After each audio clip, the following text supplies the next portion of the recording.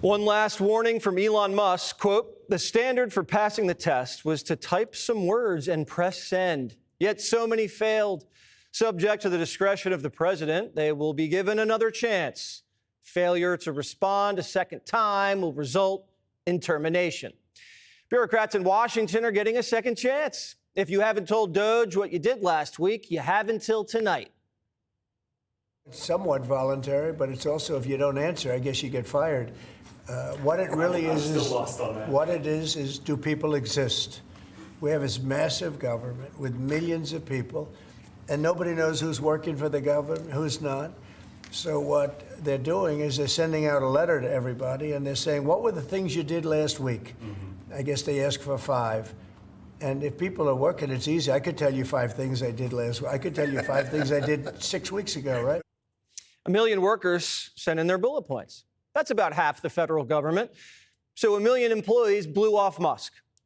It's been 72 hours for something that takes 5 minutes. I could name 5 things, 5 bullets, in about 5 minutes of me coming into the office every day. If you struggle to do that for a week, there's no excuse for that. Now, you can have an extra day to answer it, but you better be able to answer it. I gave the primetime staff 18 hours for their 5 bullets, and they all met the deadline. Here are some of my staff's accomplishments. Unjammed the printer after Johnny clogged it printing headshots. Transcribed 3 hours of Monica Lewinsky's podcast. Watched 4 hours of Iraqi Sesame Street. Got yelled at on the phone by James Carville.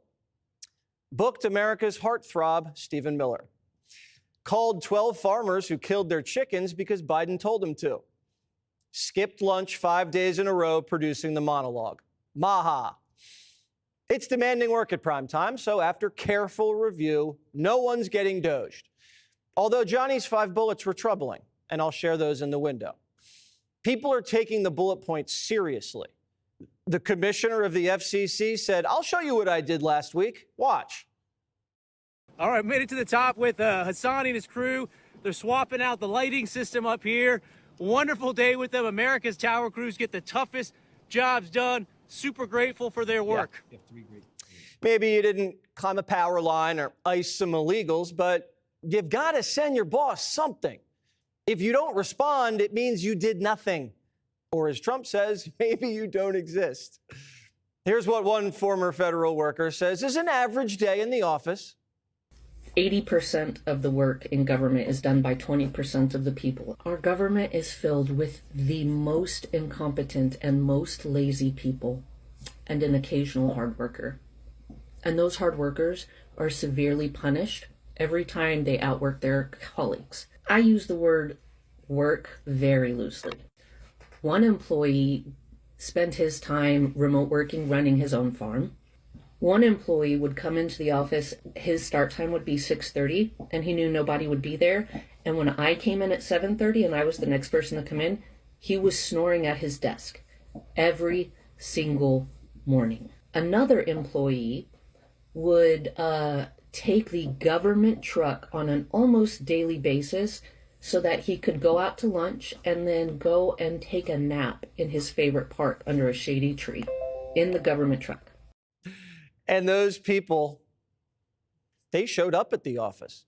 Last week at the Small Business Administration, 80% of the workers were still working from home. Over the weekend, that flipped.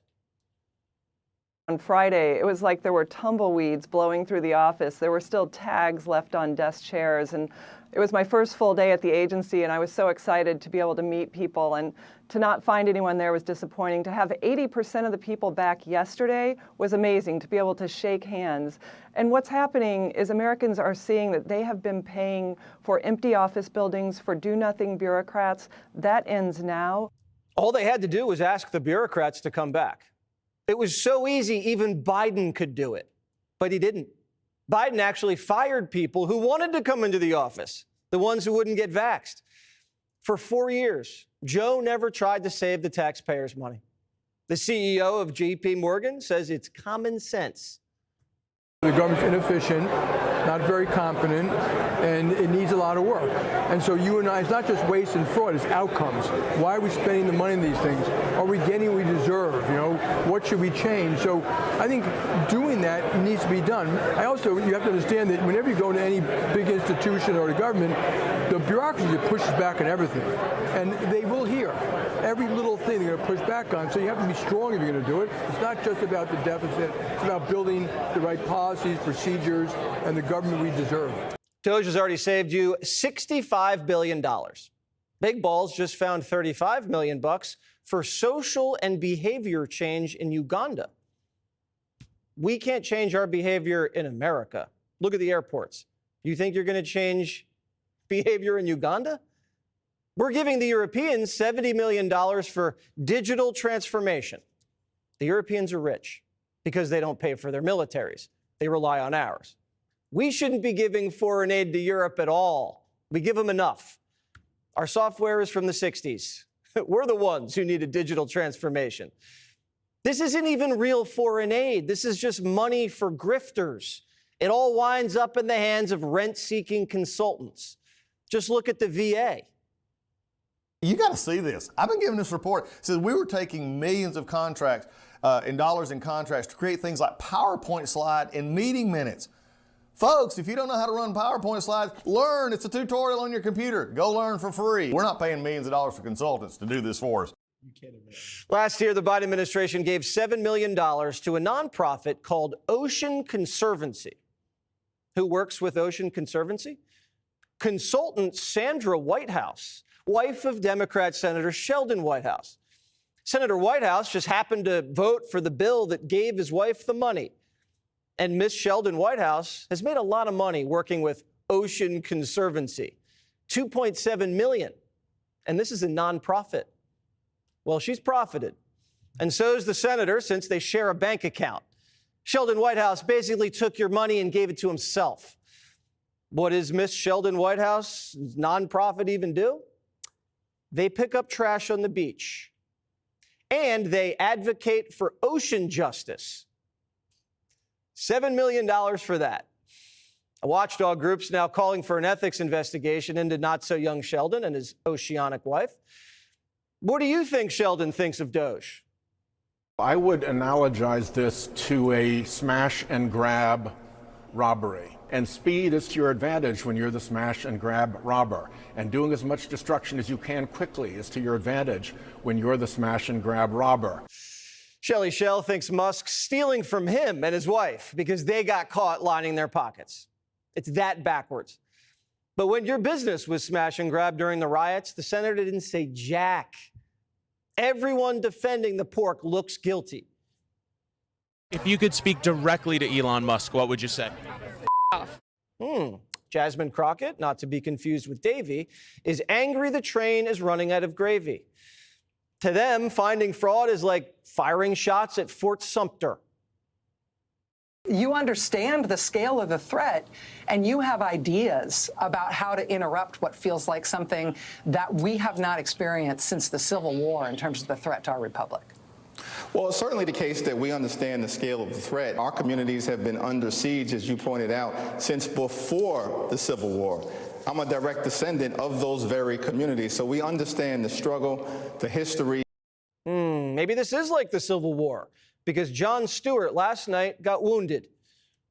It would be embarrassing if it was a small drop in the bucket and that the American people didn't expect that we should negotiate for all their drugs because we've already paid for it with our subsidies. Come on!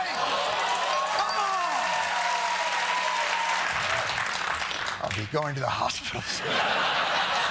And now the Democrats are getting caught staging protests. Last week, the media latched onto a few town hall protests in Republican districts. Run-of-the-mill Republican voters allegedly yelling at congressmen about DOGE. But according to the Free Beacon, these weren't run-of-the-mill Republicans. They were Democrat activists organized by Soros-funded groups. They were astroturfed to create fake blowback against big balls. A majority of the country loves them some DOGE. Nearly every one of President Trump's policy initiatives are receiving strong majority support.